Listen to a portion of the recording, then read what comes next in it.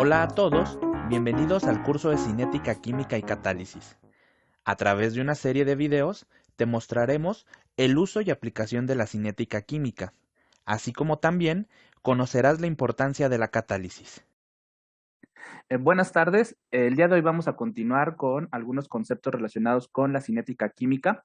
En la sesión anterior, básicamente nos enfocamos en platicar sobre el concepto y aplicación de la rapidez de reacción. Allá platicamos dos maneras para calcularla, a través de la rapidez promedio o la rapidez instantánea, y establecimos la forma en la que escribimos la rapidez, ¿no? Para comenzar esta sesión, lo que les quiero platicar es que la rapidez de reacción es es función de tres principales efectos o tres principales condiciones de reacción que cuando usted está en el laboratorio tienen que tener en cuenta. ¿Ok? La primera de ellas es la concentración de los reactantes. ¿Ok? Cuando ustedes van a proponer un guión experimental y quieren determinar la rapidez de esa reacción, es bien importante que tengan en consideración que la concentración puede hacer que la reacción se lleve a cabo de manera más rápida o también de manera más lenta. Y cuando hay dos reactantes, bueno, también es importante si los vamos a poner en la misma concentración o vamos a ponerlos en la concentración estequiométrica requerida o alguno lo vamos a poner en exceso. Entonces, todas estas características son bien importantes que se definan porque la rapidez va a cambiar dependiendo de las condiciones de concentración que se elijan. ¿Ok? Ahora, el segundo es la temperatura. Este factor ustedes sí lo vieron bueno, el de la concentración sí lo vieron ustedes en el laboratorio, tal vez no de una manera que hayamos hecho como variaciones de concentración, pero allá en la práctica, la iodación de la acetona, uno de los reactantes estaba en exceso. ¿Sí se acuerdan de eso?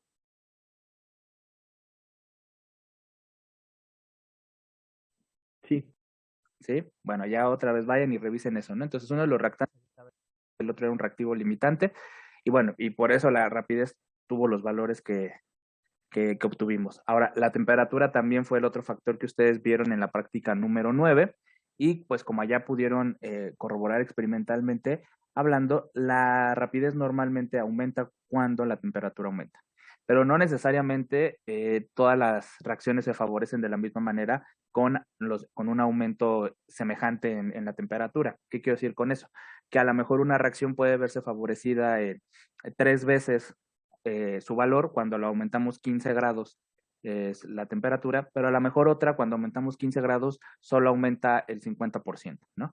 Pero casi siempre la mayor parte de las reacciones se ven favorecidas con la temperatura, aunque también tienen un límite, ¿no? O sea, no es que entonces, pues si yo le pongo 1000 de temperatura, pues la rapidez va a seguir creciendo, ¿no? También las reacciones tienen cierto, pues cierto tope, ¿no? Ahora, tercera, que es la que vamos a ver en el tercer bloque, es la presencia de un catalizador. Y esta también la hicieron en el laboratorio. En la práctica número 10, bueno, no todos los grupos de laboratorio hacen la práctica número 10, pero aquellos que tuvieron la fortuna de hacer la práctica número 10, que es la descomposición del peróxido de hidrógeno, allá utilizamos un catalizador. ¿Quién se acuerda cuál era el catalizador?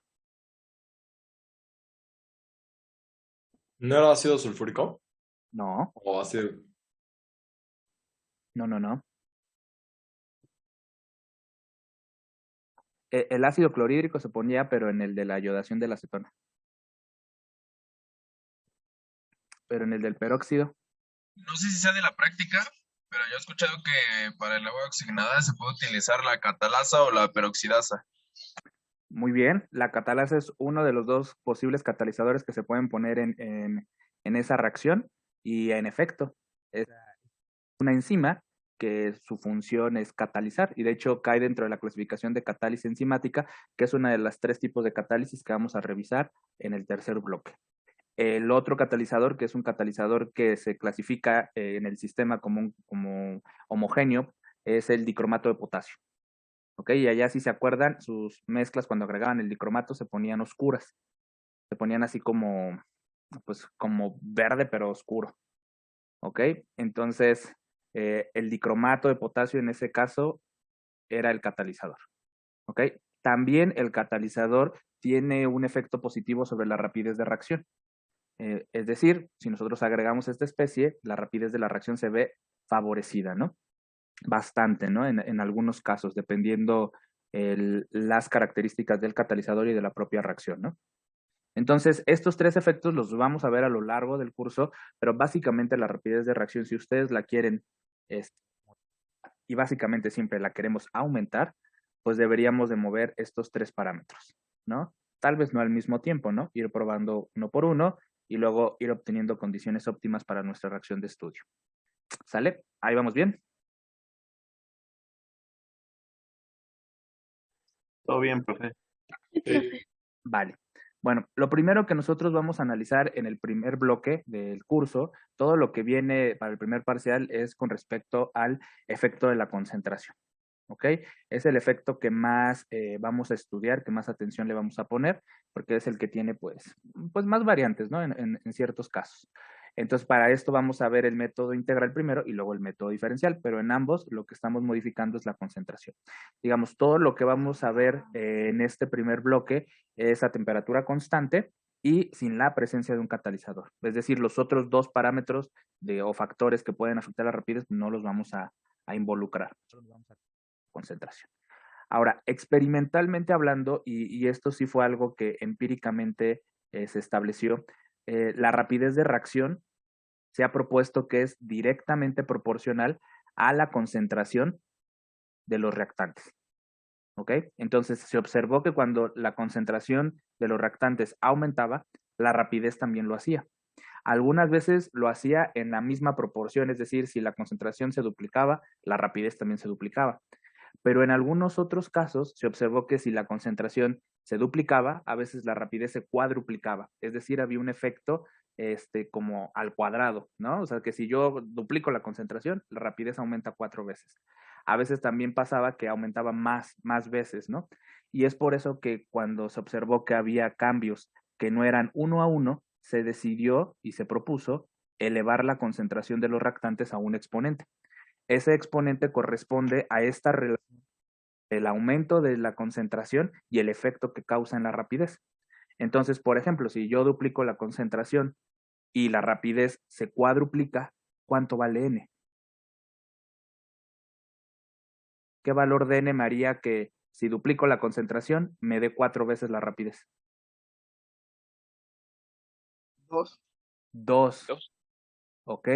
Y entonces allá un orden 2 lo que estaría implicando es que si es como un efecto al cuadrado de lo que yo estoy moviendo a nivel laboratorio. Yo a nivel laboratorio muevo la concentración al doble, pero como esta reacción tiene esa característica que si yo muevo al doble la concentración, la rapidez se cuadruplica, entonces cuando yo escribo la expresión de rapidez, tengo que considerar este exponente que me permita tener esta proporción. ¿Ok? ¿En qué caso valdría N1?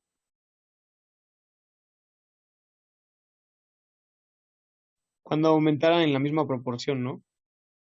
Exactamente. Si yo triplico la concentración del reactante y se triplica la rapidez, entonces estaríamos hablando que N tiene que valer 1. ¿Ok? ¿Y cuándo valdría 0? Que son los 3 órdenes que ustedes vieron en esa práctica número 8.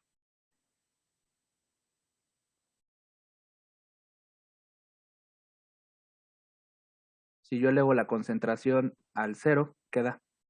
Queda Cuando sea 1. constante, ¿no? Sería Sí, que es constante. proporcional. Sería constante, ¿ok? Ahí lo que dijeron, eso es bien importante, esa observación. Ahorita más adelante vamos a volver a retomar este punto, pero fíjense cómo el caso 1 y 2 lo pudimos platicar rápido. Pero el 0 como que allá, híjole, como que no es tan claro. Entonces, ahorita lo vamos a ver de manera individual, ¿vale? Bueno, esto de que la rapidez es directamente proporcional, les digo, es una observación empírica que después se adapta a cualquier reacción que nosotros, ¿ok? Yo acá pongo un caso que es un poco más complejo, digamos, en donde tenemos dos reactantes, A y B, que reaccionan para formar C y D, ¿ok? Dado que tenemos dos reactantes, tenemos que considerar la concentración de todos los reactantes. Y aquí es bien importante decir, fíjense cómo únicamente estamos expresando a la rapidez en función de la concentración de los reactantes. No estamos hablando ni de los productos, ni estamos hablando de ninguna otra especie, el catalizador, nada. O sea, para que se den cuenta que solo esta expresión está enfocada hacia la concentración de reactantes.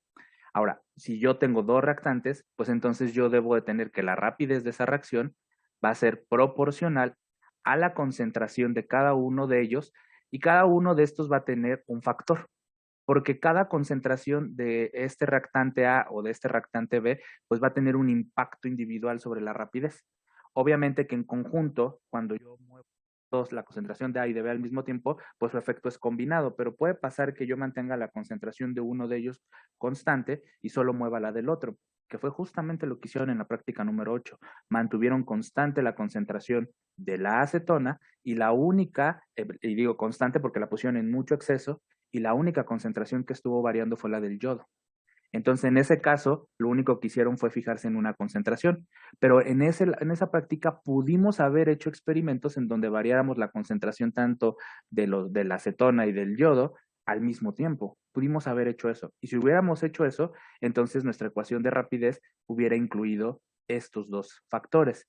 ¿Qué quiere decir con esto? Que en la práctica de laboratorio, lo que ustedes monitorearon fue algo simplificado, donde solamente nos enfocamos en un reactante porque el otro era constante. ¿Ok? Entonces, por eso es bien importante que vayan para atrás de esa práctica, porque allá, cuando hicimos las deducciones de las ecuaciones, pues se tomó en consideración esto. Pero bueno, este caso general de reactantes conlleva esto, que cada concentración tiene que estar elevada a un exponente. Esos exponentes los vamos a denotar, pues por convención, siempre alfa se lo adjudicamos a A, al reactante A, y beta se lo adjudicamos al reactante B. Si hubiera un reactante C, ¿qué letra ponemos? Gamma. Gamma. Bueno, mejor Omicron, ¿no? ¿No? ¿Ya le tenemos miedo? O Delta. Bueno, ya le podemos... ¿Mande? Ya me dio, Di. ¿Ya le dio? Sí, antes de iniciar las clases me dio la nueva variante. La nueva variante. Bueno, ya le pueden poner la letra que quieran. Pero bueno, normalmente en los libros ponemos alfa y beta, y si aparece C, ponemos gamma. ¿Ok? Si apareciera un cuarto reactante, que ya dijimos que ese sería el caso de una reacción como más extremo que pondríamos en donde 4 reactantes estuvieran participando, pues tendríamos delta. ¿Ok? Ahora, ¿qué va a pasar para que puedan tener una igualdad? Pues lo que normalmente hacemos en cualquier expresión, ¿no? De proporcionalidad, vamos a incluir una constante de proporcionalidad. Esa constante, en este caso, se llama K. ¿Ok? Entonces yo la agrego y entonces puedo ahora ya escribir una igualdad. Esta constante de proporcionalidad se llama constante de rapidez de reacción. ¿Ok? Entonces, bueno, aquí le vamos a poner que K es la constante de rapidez de reacción. Esta constante es la que va a cambiar cuando la temperatura cambie. ¿Ok? Si la temperatura cambia, a quien le impacta es acá. Y es por eso que ustedes van a esa práctica número 9, se van a dar cuenta que los valores de K fueron los que se movieron, crecieron con la temperatura. ¿Ok? Entonces, cuando veamos el efecto de la temperatura, nos vamos a fijar en esta constante. Pero en este inicio del curso estamos hablando que son reacciones que vamos a analizar a temperatura, una temperatura única. Entonces, esta constante pues, va a tener un único valor y por eso es constante, ¿no? Entonces, para una reacción a una temperatura dada, esta K va a tomar un valor definido. Si yo cambio la temperatura, esta constante va a cambiar. ¿Ok? Entonces, esta ecuación que está en el cuadrito, yo normalmente la voy a denominar como ley de rapidez. Yo normalmente digo ley de rapidez, pero en algunos libros, dependiendo cuál tomen ustedes, también la denotan como ecuación de rapidez. Ok, cuando yo hable de la ley de rapidez, ¿qué voy a estar hablando? Voy a estar hablando del efecto de la concentración de reactantes sobre la rapidez. Aquí se nota la concentración de reactantes, cómo se ven relacionadas con la rapidez, ¿no? Y aquí están sus exponentes. ¿Ok? ¿Ahí vamos bien? ¿Quedó claro lo de ley de rapidez? Cuando yo diga eso. Sí, profesor. Perfecto. Pero alfa y beta, ¿qué papel juegan? ¿Ok? Pues ahora vamos a hablar de ellos. A alfa y a beta se les conoce como órdenes de reacción. ¿Ok? Particularmente como ellos están asociados a una concentración dada, se les denomina órdenes parciales de reacción. ¿Ok? Alfa será el orden parcial de reacción para el reactante A y beta será el orden parcial de reacción para el reactante B. ¿Ok? Ahora, la suma de ellos, alfa más beta, nos va a dar el orden global que siempre lo vamos a denotar con la letra N. Y básicamente cuando nosotros hablamos de una reacción química, es bien importante decir el orden global. Ese es el que nos importa más, pero si hay más reactantes, es bien importante también establecer cuánto valen los órdenes parciales de los demás, de cada una de las especies, porque como justo mencioné arriba, cada especie va a tener un impacto individual sobre la rapidez de reacción. Es decir, a menos de que alfa y beta tengan el mismo valor, pues ambas concentraciones o ambos reactantes tendrán el mismo impacto sobre la rapidez. Pero si alfa y beta tienen diferentes valores entre sí, quiere decir que digamos, el efecto que tienen sobre la rapidez, pues también es diferente. Pues, ¿quién va a afectar más a la rapidez? Pues el que tenga el orden de reacción con mayor valor. ¿Ok? Imaginen que en alguna reacción alfa vale 1 y beta vale 2, pues quiere decir que la concentración del reactante B es mucho más, impacta mucho más en el valor de la rapidez que el del reactante A, porque en ese caso alfa vale 1. ¿Ok? Por eso es muy importante hablar de alfa y beta, pero es como mucho más así como al inicial, es bien importante decir cuál es el orden global, porque a partir de ese orden global es cuando establecemos la molecularidad, que justamente es lo que vimos al término de la clase anterior. Y ahorita lo voy a tener un poquito a colación ese concepto de nuevo. ¿Ok? Ahora, ¿qué quiero también decirles? Los órdenes de reacción pueden tener valores negativos, pueden ser positivos, pueden ser enteros, incluso pueden ser fraccionarios y también pueden tomar el valor de 0. ¿Ok? Puede haber órdenes de reacción que tengan valor de -1, puede haber órdenes de reacción que valgan 1/2, puede haber órdenes de reacción que valgan 1 y como ya dijimos, órdenes de reacción que valen 0. Entonces, en los órdenes de reacción yo no me espanto si me salen números así raros, pero normalmente son números pequeños, ¿no? O sea, oscilan como entre -2 y -4, y -2 y 4, ¿no? Más o menos por ahí todos caen. Entonces, a mí me sale un orden de reacción 10, bueno, pues sí me espanto, ¿no? O sea, aunque sea positivo y sea entero, bueno, me espanto, ¿no? No es lo que yo quisiera, no es necesariamente lo que va a pasar. Pero con esto quiero decirles que es muy común que los órdenes de reacción no necesariamente sean enteros positivos, que es tal vez con la idea con la que nos quedamos si solo tenemos la práctica número 8, ¿no?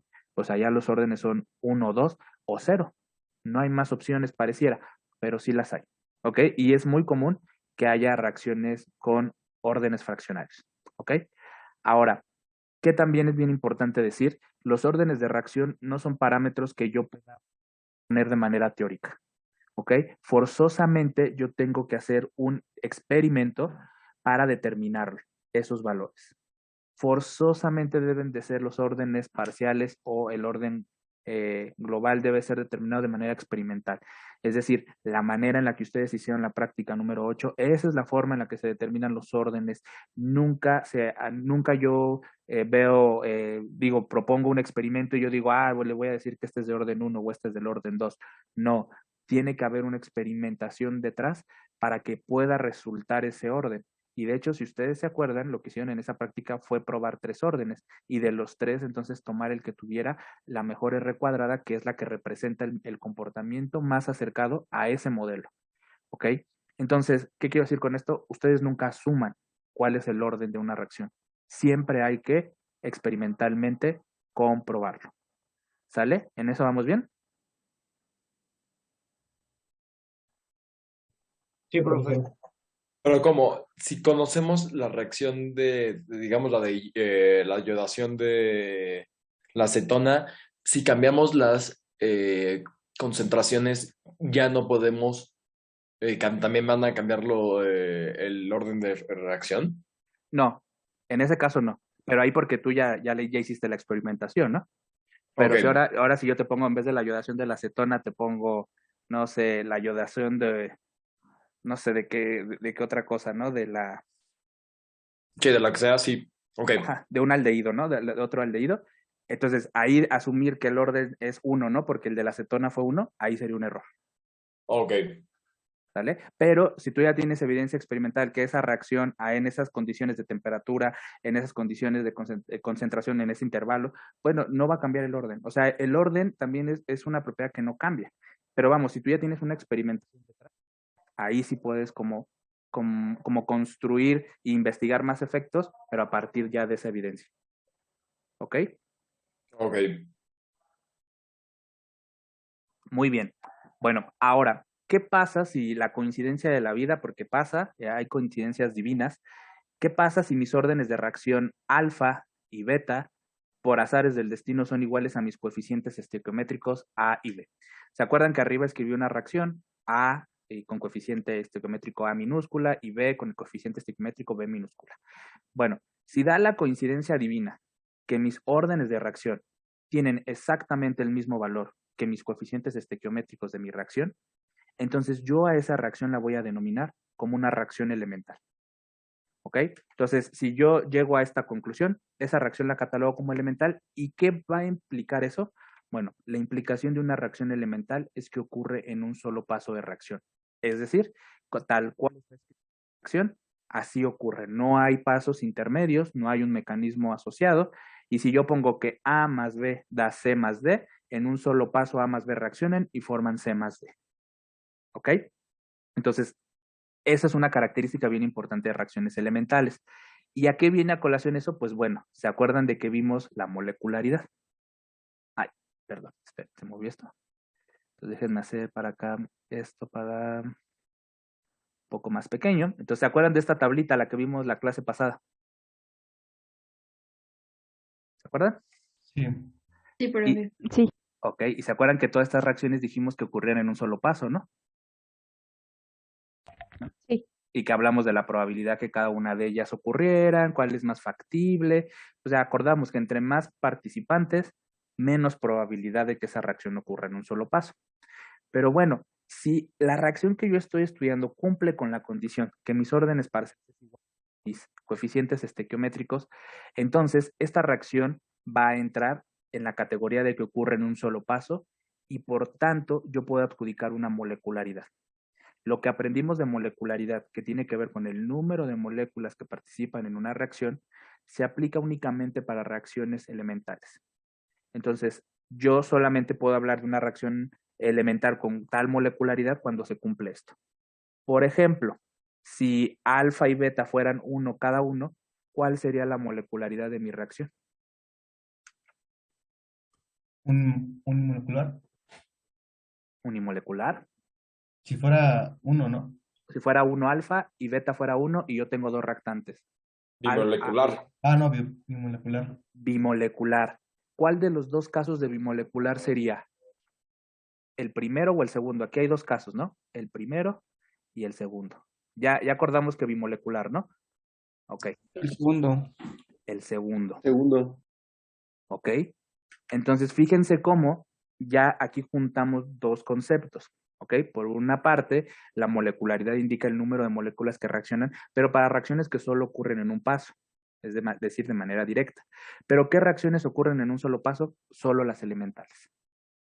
¿Ok? Entonces, esto conlleva de que si yo estoy hablando de molecularidad, estoy asumiendo que esto es una reacción elemental. Entonces, debo de tener la evidencia experimental que sustente esto, ¿no? Entonces, bien importante eso. ¿Ok? ¿Vamos bien ahí más o menos? sí. ¿Tendría algún ejemplo de alguna elemental, reacción elemental? Sí tenemos ejemplos. A ver, espérame, déjeme. La oxidación del... Déjeme ir por mi cuaderno, porque ahora sí me agarró en curva. A ver, espérame, deme un segundo.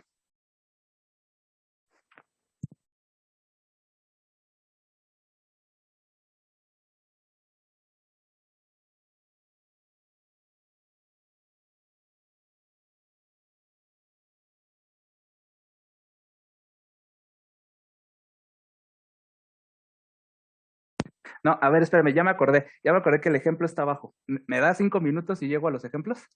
Sí, no se preocupe, Sí, gracias. sí, me agarró en curva y se me fue la onda, pero no, ya me acordé. Abajito de esto están los ejemplos y ahí tenemos reacciones elementales.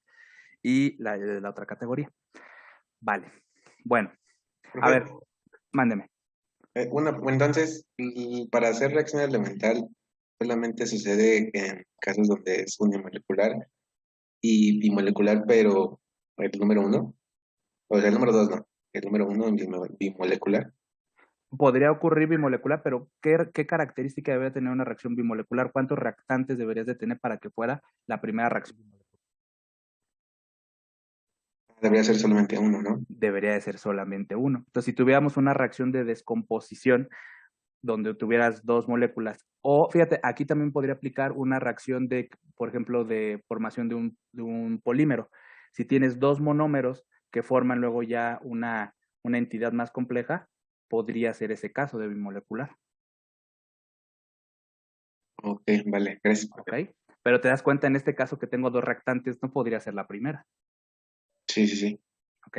Pues ya, y por eso iba otro ejemplo. Si alfa tuviera el valor de 2 y beta tuviera el valor de 1, ¿qué caso de la tabla sería?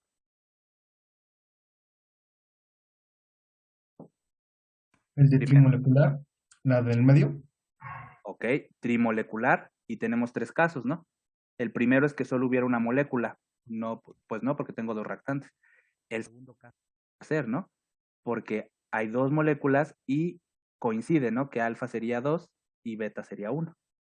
El tercer caso no podría ser para el ejemplo que yo di, porque necesitaríamos que fueran tres reactantes o tres moléculas diferentes. Ya más o menos como que le van agarrando la idea, pues, a lo que estoy platicando.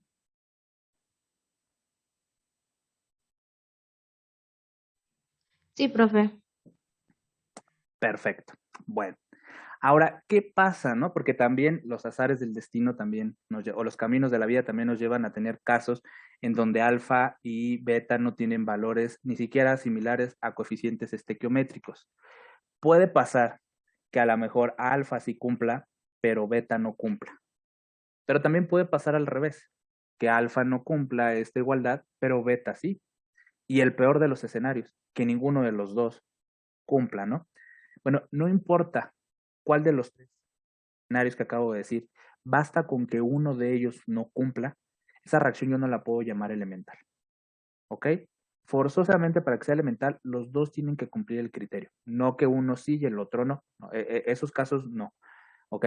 Si ocurrieran estos casos donde alguno, al menos uno de ellos, no es igual a su coeficiente estequiométrico, a esa reacción se le va a denotar como compleja. ¿Ok? Normalmente las reacciones complejas tienen incluso órdenes fraccionarios, ¿no? 3 medios, 5 medios, y es común, ¿no? También pueden tener número entero, pero en este caso de las reacciones complejas es común encontrar allí órdenes fraccionarios. ¿Qué implica un caso como este? Pues resulta que entonces, si es compleja, yo no puedo decir que la reacción se lleva a cabo de manera directa, sino más bien hay un mecanismo de reacción asociado. ¿Ok? El mecanismo de reacción puede estar conformado por tres reacciones, bueno, más de dos, ¿no? Ya con dos reacciones podemos formar un mecanismo. Y a lo mejor cuando nosotros sumamos todas esas reacciones, pues lo que tenemos es la reacción global que nosotros escribimos arriba, A más B que da C más D. Pero no necesariamente que yo escriba una reacción A más B que da C más D, significa que ocurre así. En cinética, pues lo que uno se da cuenta es que esas reacciones son globales y pueden estar constituidas por pasos intermedios que ocurren de manera paralela o de forma consecutiva. Pero cuando yo las sumo, me dan la reacción global de estudio. ¿Ok? Entonces, fíjense cómo cuando hay un mecanismo, pues lo que va a pasar es que van a ocurrir varios pasos para que la reacción se lleve a cabo y los productos se formen. ¿Ok? Entonces, reacción compleja y reacción elemental, ¿queda claro cómo identificarlo? A fuerza tengo que saber los valores de los órdenes. ¿Eso queda claro? Sí, profe. Sí. Ok. Bueno, entonces vamos a la constante y abajito están los ejemplos, para que no crean que se me olvidó, pero abajito están los ejemplos. Bueno, ahora vamos a hablar un poco de la constante, porque la constante de rapidez de reacción, al igual que la rapidez de reacción como tal, son dos parámetros cinéticos que pueden ser utilizados para determinar la rapidez con la que ocurre una reacción. Entonces, en el último bloque el último bloque del curso ustedes van a buscar artículos científicos y allá se van a dar cuenta que tanto es común que los autores presenten valores de la constante como de rapidez de reacción R, como valores o parámetros cinéticos para determinar la rapidez. Incluso ustedes en el laboratorio no determinaron la rapidez de reacción como tal. Ustedes en el laboratorio se quedaron únicamente con la constante de rapidez de reacción pero es, digamos, es aceptado esto desde el punto de vista que la rapidez y la constante pues están en esta igualdad, ¿no? Y pues la constante es, digamos, ese valor que permite la proporcionalidad entre la rapidez y la concentración de los reactantes. Entonces, ¿es válido presentar uno o presentar los dos? Sí. ¿Cuál es el que debería presentar? El que puedas calcular. ¿Ok? Por eso en la práctica, ya en la de la rapidez de reacción con efecto de la temperatura, ustedes determinaron la constante para cada temperatura dada. ¿Ok? Y con ese parámetro fue suficiente para nosotros establecer parámetros cinéticos. ¿Estamos de acuerdo? Si hubiéramos calculado la R, también sería válido. ¿Ok? Ahora, ¿qué cosa pasa con la constante? Pues es que la constante, al ser de proporcionalidad, va a dar la equivalencia necesaria en términos de unidades para que se cumpla la igualdad, para que la rapidez siempre tenga las unidades que acordamos. La rapidez de reacción siempre debe tener unidades de molaridad entre segundo. Bueno, esta es mayúscula, ¿eh? ¿Por qué razón así parece como M minúscula? Pero es molaridad entre segundo, ¿no? Entonces, la rapidez siempre va a tener esas unidades. La constante no. La constante va a tener unidades que van a ser función del orden global. Y por eso es que hice énfasis en que es importante los órdenes parciales, sí, porque sabemos el impacto que tiene cada concentración sobre la rapidez, pero conocer el orden global de la reacción nos permite también establecer cuáles son las unidades de la constante. Y es muy importante que ustedes manejen esta información porque pues cuando están resolviendo los problemas a veces no les cuadran las unidades y todo tiene que ver porque la constante tiene asignadas mal las unidades.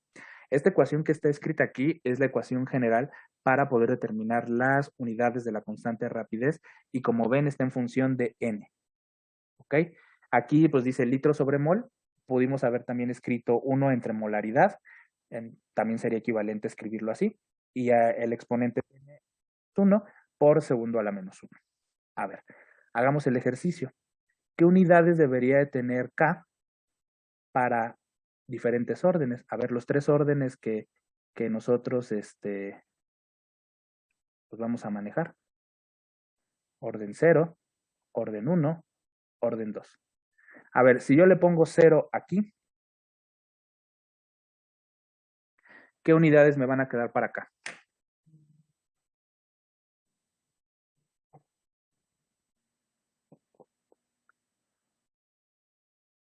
Mol sobre litro por segundo a la menos 1. Mol sobre litro por segundo a la menos 1. O sea, lo que usted me dice es que quedaría así. O también esto lo podría escribir como molaridad entre segundos. ¿Está de acuerdo? Sí. ¿De quién son esas unidades?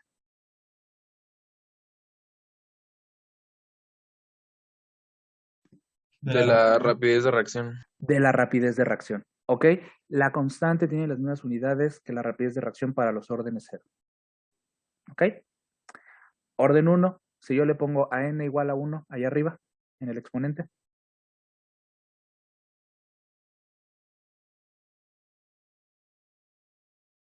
¿1 menos 1? Sería 1 sobre segundo.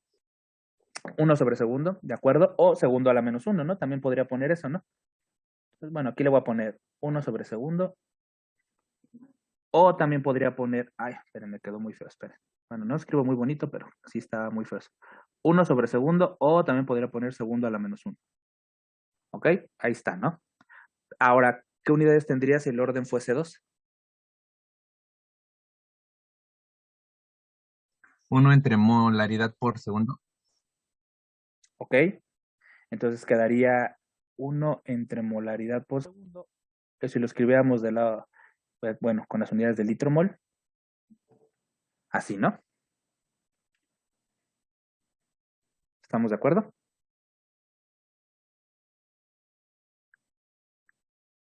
Ahí está fácil, ¿no? Pero si n vale 3 medios, si n vale 0.95, menos 1, ¿ok? Entonces necesito que todo el tiempo tengan esta ecuación cercana a ustedes porque puede ocurrir, ¿no? Que no tengamos los típicos casos 0, 1, 2. Pero ya se percataron, ¿no? Que las unidades de la constante va a cambiar. Ahora, bien importante mencionar, no es posible comparar constantes de órdenes diferentes. ¿no? O sea, por ejemplo, si yo tengo una reacción del orden 0 y tengo otra, mi compadre de enfrente tiene una reacción del orden 1, y pues yo quiero ir a presumirle mi valor de K porque me salió súper grande y pues entre más grande la constante, pues mejor, y pues yo y quiero ir a presumirle mi valor de K al del orden 1, pues no tiene sentido. ¿Ok? Las constantes de rapidez de reacción no deben de compararse entre órdenes diferentes. En donde sí es válido, sí y solo sí pertenecen al mismo orden. ¿Ok? Porque desde el punto de vista de las unidades no tiene sentido esa comparación. ¿Estamos de acuerdo en eso?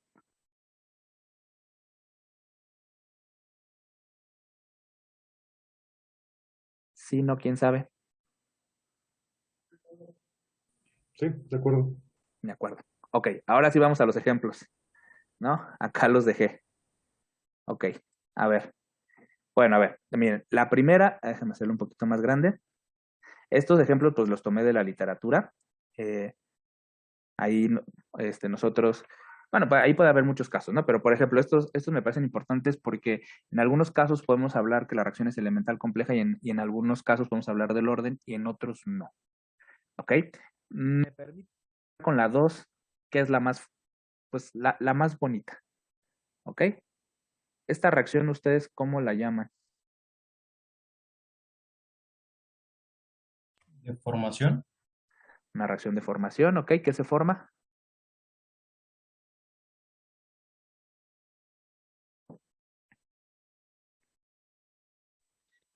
¿Yoduro de hidrógeno? Yoduro de hidrógeno, ¿ok? Ácido yodhídrico. Ácido yodhídrico, las dos podrían ser. ¿Cuál sería la diferencia? Depende El estado de del agregación. estado de agregación. Ok, depende del estado de agregación. Dado que tenemos hidrógeno, en esta reacción el producto también es un gas. Entonces, ¿qué se formó? Yoduro. Yoduro, ¿ok? El yoduro de hidrógeno. Entonces, las personas que estudiaron esta reacción, la propuesta de la ecuación de rapidez o la ley de rapidez que ellos dan es que la rapidez para esta reacción es igual a una constante K por la concentración de hidrógeno elevado a la 1, por la concentración de yodo elevado a la 1, y por tanto nosotros tenemos que alfa es igual a 1, beta es igual a 1. ¿Cuánto vale n? El orden global. 2. A ver, saquen la calculadora. 1 más 1, 2, ¿no? Ahí está. Tenemos orden global 2. La conclusión entonces, si yo me voy a la estequiometría, ¿cuál sería? ¿Qué es una reacción elemental? Es una reacción que podemos clasificar como elemental. ¿Ok? ¿Por qué? Porque alfa y beta cumplen el requisito de ser iguales a sus coeficientes estequiométricos correspondientes y además podemos establecer el orden global 2 y podríamos hablar de las unidades de la constante. A ver, ¿quiénes se acuerdan cuáles son las unidades de la constante? Litro por mol por segundo a la -1. Ok, muy bien. Okay. Esas serían las unidades que asignaríamos a la constante K que está aquí. Ok, muy bien. Ahora, vamos al caso 3. Ok, esta reacción, ¿cómo se llama? Es una reacción compleja porque los órdenes parciales son distintos. Ahí, espérenme. Sí, pero primero, ¿cómo se llama la reacción? De descomposición. Una reacción de descomposición. ¿Quién se está descomponiendo? A ver, ahí en Wikipedia. ¿Quién es este reactante? ¿Cómo se llama? CH3CHO.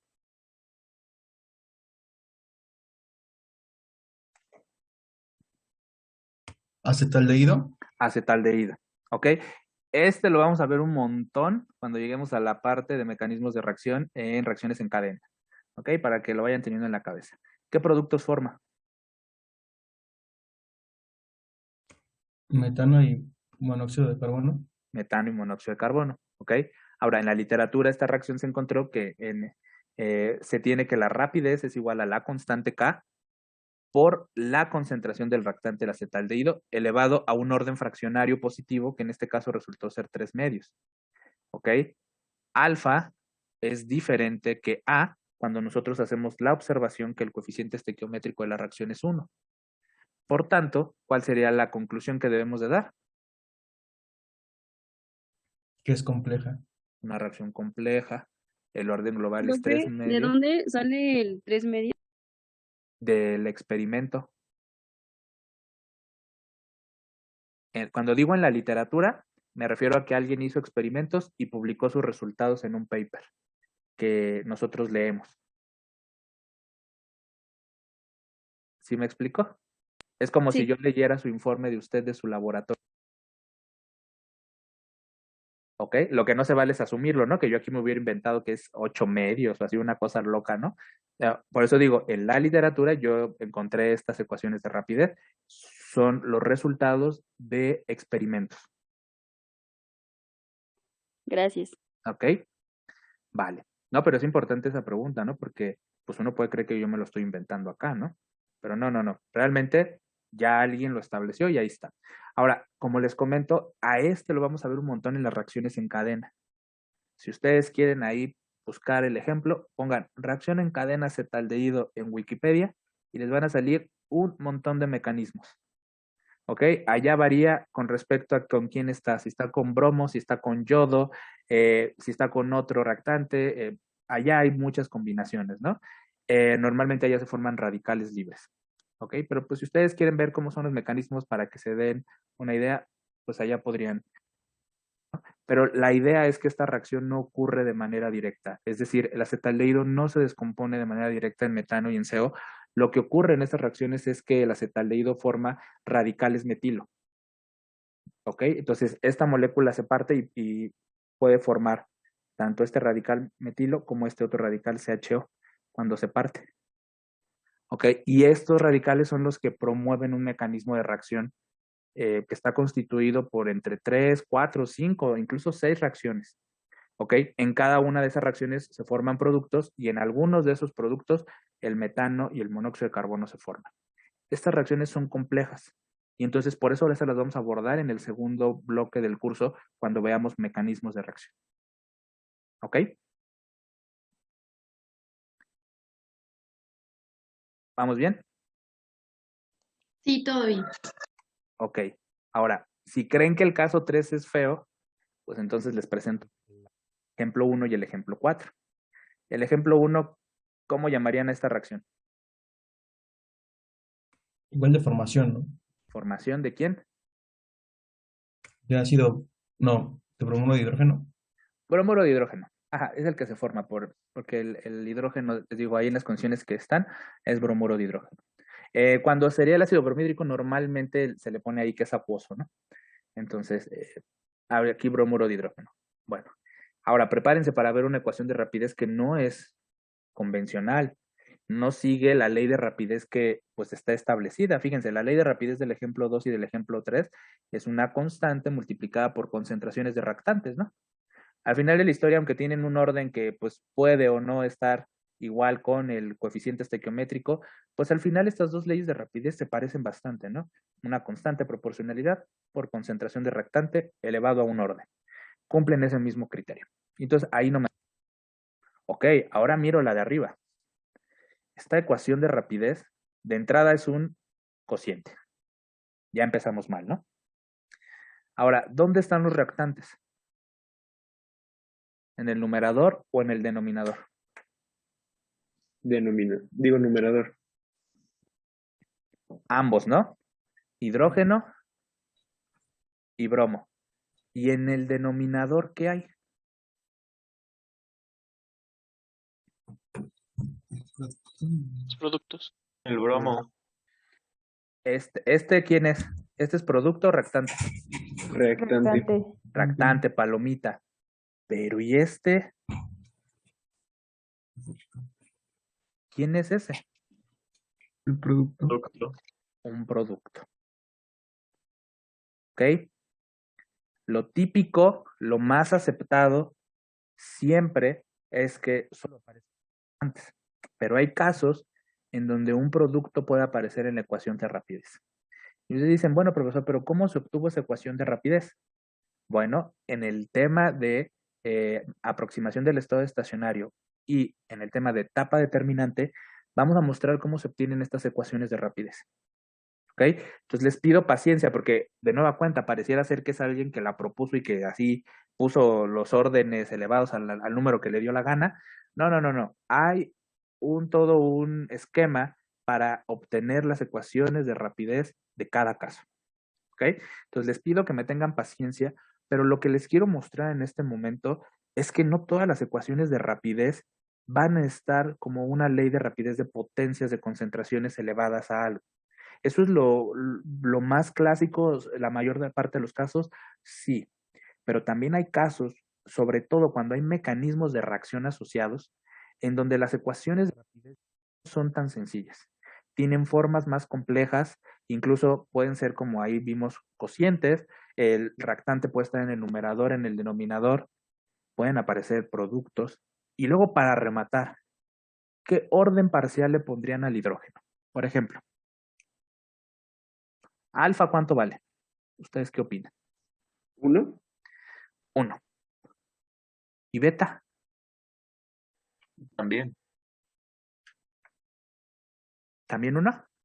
No, porque 1/2, ¿no? A ver, fíjense, ¿cuántas veces aparece el bromo?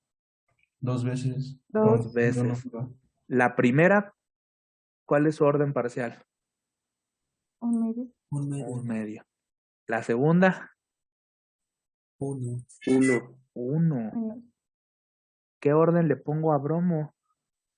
1/2. 3/2. Bueno, lo podríamos sumar siempre y cuando no estuviese este 1, ¿no? ¿Están de acuerdo que si no estuviese ese 1 podría ser extremos por extremos, medios por medios y simplifico? Pero dado que en el denominador hay una suma, ¿yo puedo hacer eso? Charlie se va a enojar, ¿eh? ¿Sí los puedo sumar? No, por favor. No. Ok. El orden para beta, ¿quién sabe? Esa sería la respuesta. ¿Quién sabe? ¿Ok? Y bueno, pues el orden global. Alfa más beta. Pues quién sabe. Pues quién sabe, algo doble, 1 ¿no? más quién sabe. 1 más quién sabe da quién sabe, ¿no? Entonces, no podemos hablar de un orden global en este ejemplo. ¿Ok? No todos los casos van a poder establecer órdenes parciales y órdenes globales. Tampoco significa que sea un evento catastrófico, pero lo deseable es dar esas características. Pero si nos topamos con una reacción de este tipo, que les digo, proviene de un procedimiento matemático en donde se consideran cuáles reacciones ocurren con mayor rapidez, cuáles reacciones con menor rapidez y se forman productos intermedios. Allá hay varias reglas. Entonces, estas ecuaciones de rapidez tienen validez. Pero a la historia, cuando uno lo escribe y quiere ir a los conceptos básicos, no necesariamente cuadran. Pero no nos vamos a asustar. ¿Ok? En ese caso, yo pues mira, dado que no puedo hablar de que los coeficientes estequiométricos sean iguales a los órdenes, pues de entrada la voy a clasificar como compleja. Dada la forma que tiene la estructura y en el paper que yo lo tomé, ahí claramente establecen un mecanismo de reacción. Eso apoya la idea de que es una reacción compleja, porque hay un mecanismo asociado a. ¿Ok? Ahora, la otra conclusión, ¿cuál orden? No podemos hablar de orden, ¿no? Entonces, no me meto en camisa de 11 varas, me muerdo la lengua, no digo nada, porque no puedo hablar, solo podría hablar del orden parcial del hidrógeno, pero pues no es lo completo, porque en esa reacción no solo participa hidrógeno. ¿Ok? Entonces, queda claro ahí como que esta ecuación ya está más compleja, pero que sí es posible también que aparezca la concentración de productos, aunque no es lo más convencional, porque luego pasa que cuando llegamos a esos temas, de pronto aparece el producto en las reacciones, en las ecuaciones de rapidez y se espantan brutal. Entonces siempre los mando a que veamos este video y bueno, no va a ser la excepción seguro en este semestre. Los voy a mandar que revisen este caso. ¿Ok? Pasa. No es común, pero pasa. ¿Estamos de acuerdo en eso?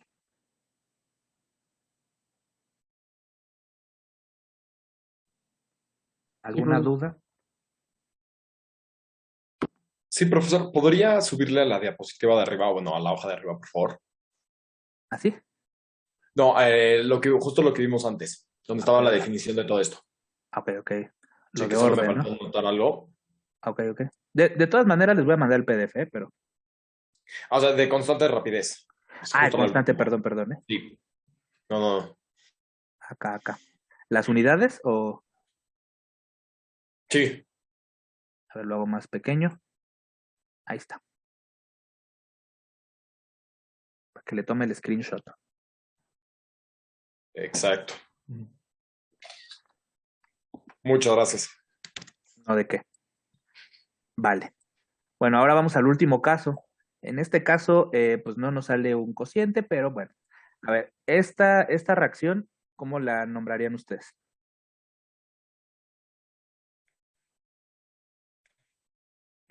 ¿Cómo se llama este?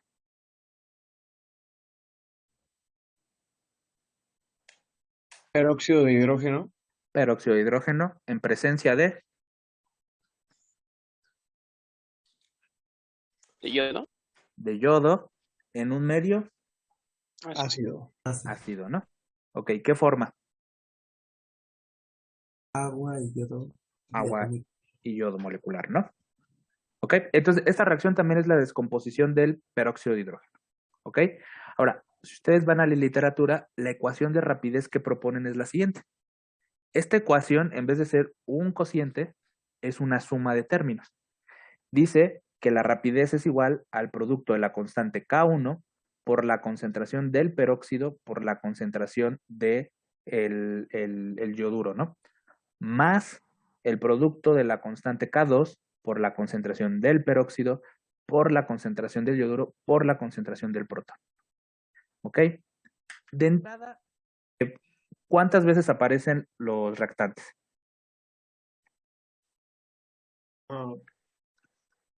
Dos veces. ¿Todos?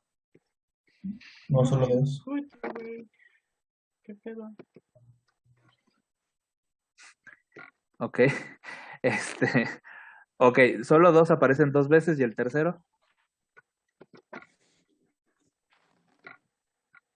Una vez. Una vez. Ok.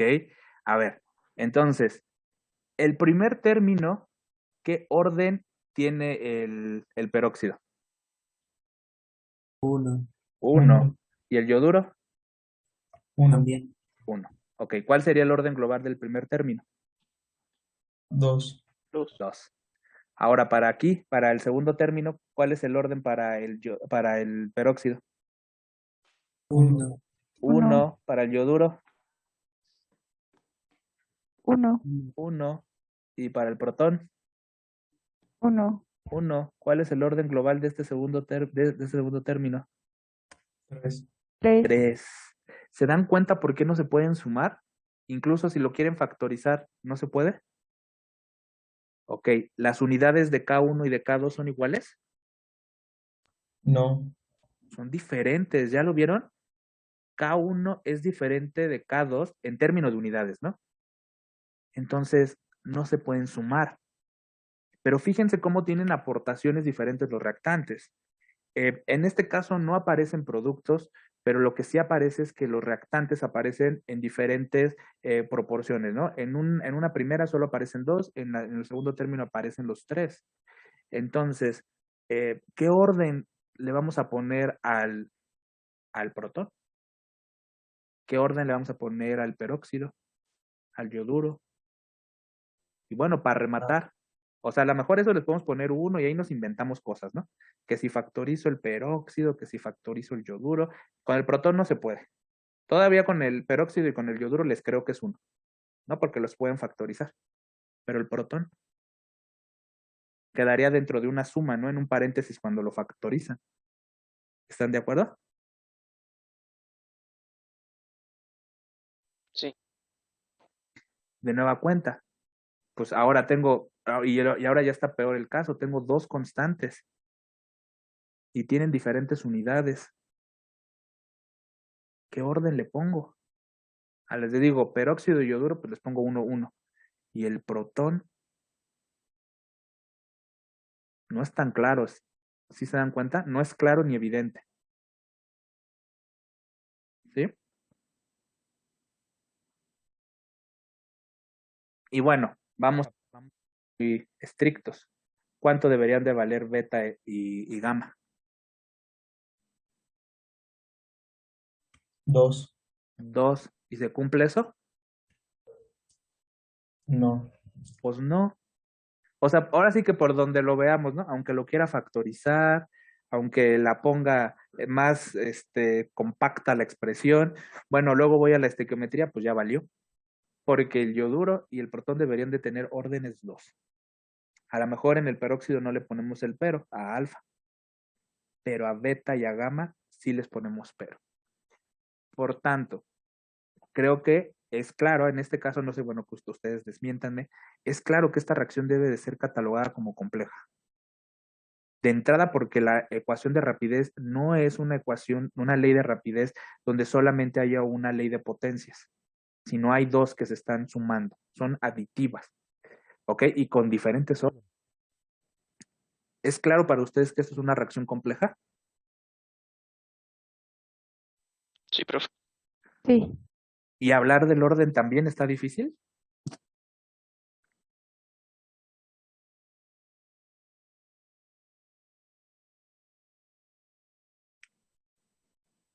Entonces, no se puede hablar tampoco del orden, ¿ok? Bueno, ahorita yo les puse casos pues, bastante exagerados, pero para que ustedes noten la diferencia. O sea, el objetivo de estos ejemplos es que ustedes visualicen que no necesariamente todas las ecuaciones de rapidez van a ser tan simples y sencillas como las vamos a mirar. Como vayamos avanzando en el curso, ustedes se van a dar cuenta que con mayor frecuencia nos vamos a topar con ecuaciones de rapidez que pues no van a ser tan fáciles de analizar. Y allá vamos a tener que tener ciertos argumentos experimentales para poder simplificar estas expresiones. ¿Ok? Pero yo no quiero adelantarme a esa parte, sino cuando lleguemos a la obtención en esos módulos, platicaremos de cómo es posible estas ecuaciones de rapidez que son complejas también en su estructura, la 1 y la 4, cómo podríamos tener ciertos reacomodos para simplificarlas. ¿Ok? Pero eso sí tiene que ver con un sustento experimental, ¿no? Y cuando lleguemos a ese momento lo platicaremos. ¿Les parece bien? Sí. Sí, profe. Ok. Bueno, pues con esta parte terminamos lo que teníamos pendiente de orden de reacción, constante de rapidez de reacción y ejemplos para ecuaciones de rapidez de reacción. ¿Ok? Entonces con esto terminamos esta parte. Pon en práctica lo aprendido en esta clase. Nos vemos en la próxima.